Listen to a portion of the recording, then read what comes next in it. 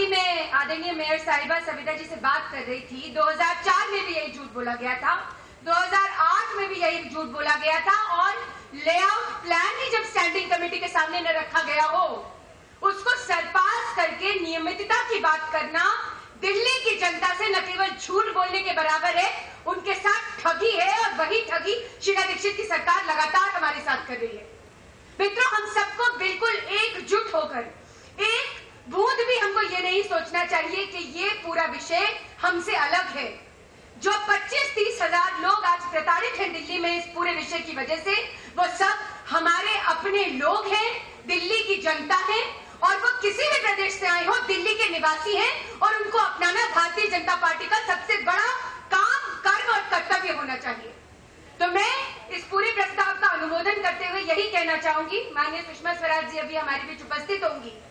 जो एक बहुत बड़ा विषय और संसद में बुरी तरह से जिसकी अवहेलना कर रही है सरकार, और संसद का काम ठप पड़ा हुआ है, कोयला घोटाले, उसके बारे में दीदी बोलेंगी। लेकिन मैं सचमुच दिल्ली प्रदेश की तरफ से आप सबसे यही निवेदन कर रही हूं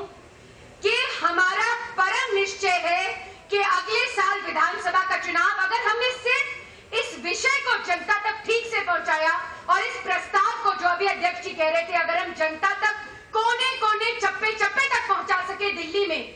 तो हमें भारतीय जनता पार्टी की सरकार बनाने से कोई नहीं रोक सकता दिल्ली में।